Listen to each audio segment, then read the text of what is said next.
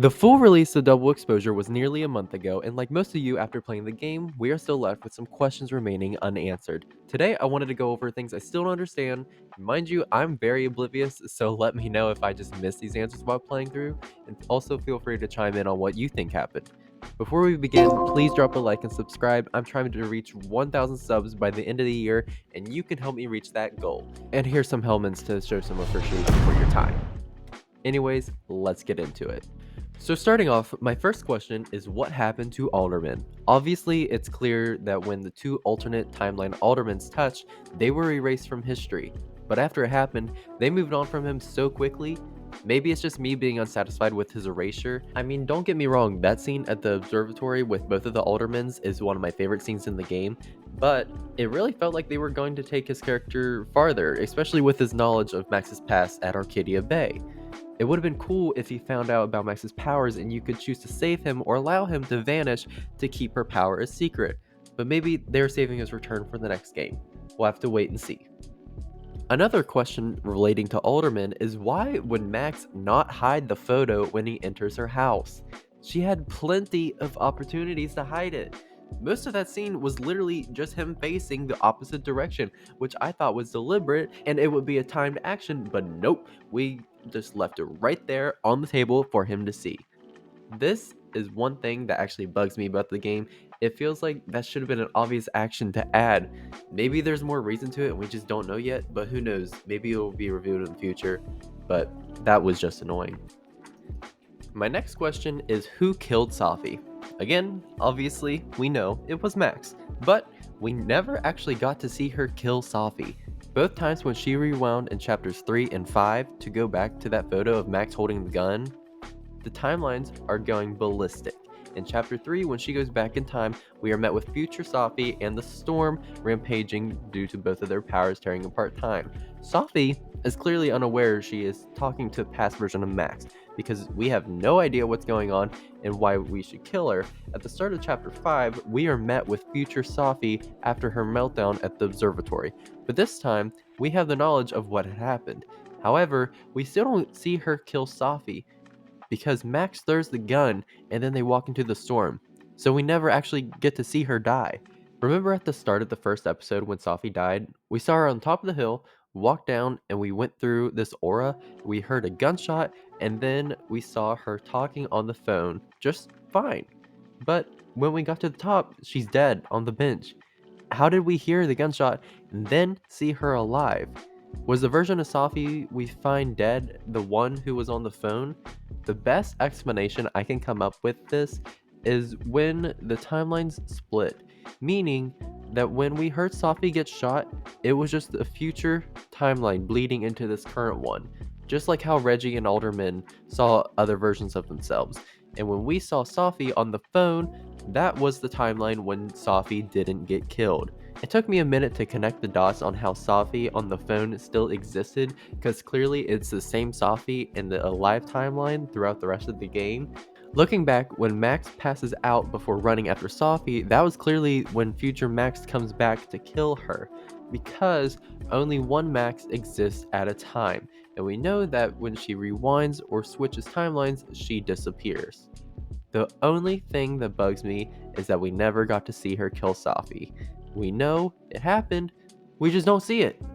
Following the last question, I do not understand the flowers in the shape of Safi's corpse. I get it from the whole supernatural aspect, but Safi died in winter, or so we assume because we never actually saw her die. But regardless, it was a mystery in the game, but we never got an answer. It would, however, make sense if she died in a timeline that was spring, but since we never got to see the real death scene or any actual incline on how or why the flowers showed up, this remains a question that was just left unanswered. Staying on the topic of Safi, the next thing I do not understand is her villain arc. Like, yes, I understand she was upset about her book deal being canceled, and her mom, along with others, knew the real reason why, but it doesn't seem like a good enough reason to terrorize the world by abusing her power. Like, this was only a few people who did her dirty. Don't get me wrong, the situation of her best friend Maya unaliving herself due to Lucas stealing her project and turning her book into a book of his own, and the fact that her mom was lying to her face, That's only a few people that screwed her over. I'm in no way trying to belittle what she went through or anything, but it just doesn't seem like a hard enough excuse to become evil. I think what would have helped this is getting more lore on Safi's background, because maybe there are more reasons for her becoming evil, but it's hard to assume because we didn't get much info on it. Like, just how in chapter 1, Yasmin asks us if we think Safi unalived herself. We as the players just met Safi. How would we know if she would do anything like that? Hopefully they go more into detail in this in the next game, but I think knowing more about Safi's past would have helped a lot in understanding her villain arc. Going back to Maya, the next thing that doesn't make sense to me is her relationship with Lucas. I know she was a student of his, and we can snoop through his office to find info on her, but it's very surface level.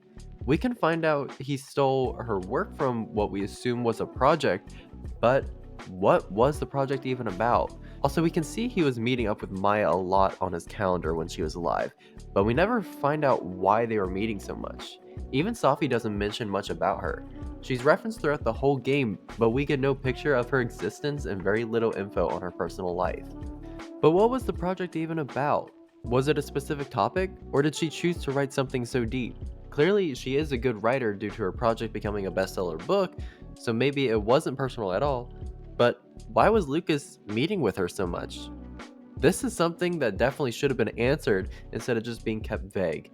Let me know why you guys think they were meeting so much, because this genuinely confuses me and I need answers.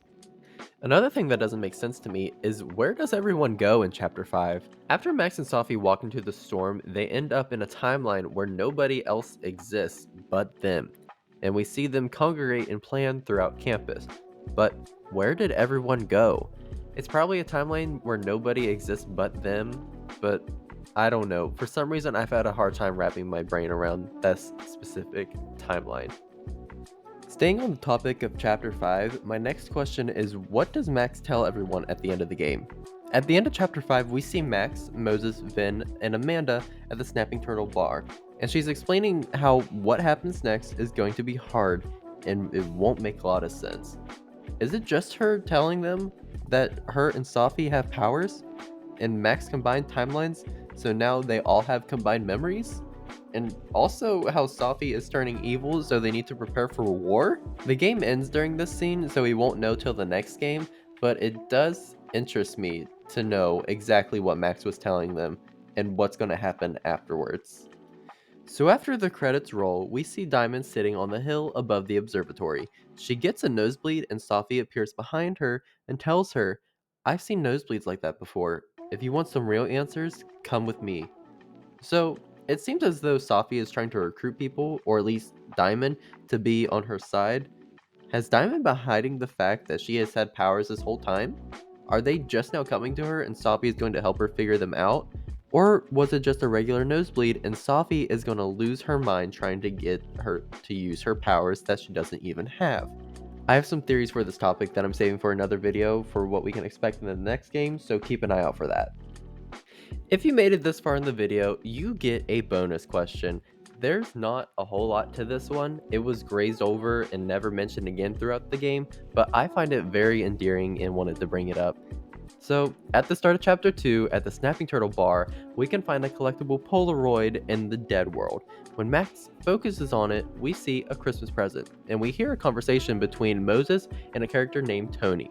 Apparently, Tony sent the gift to Moses, and Moses is bummed that Tony didn't come to see him and meet Max and Sophie. The way Moses talks to him makes it seem like they are in a long distance relationship. Oh, Tony, I love it. I do. It's as thoughtful as ever. No, no buts. Only, I know you.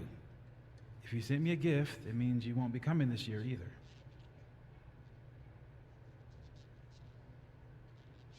Krampus isn't unsettling, it's fun. But honestly, I wanted you to finally meet Safi and Max. You love them. Right. Next year for sure. And thank you again for the gift, Tony. I mean it.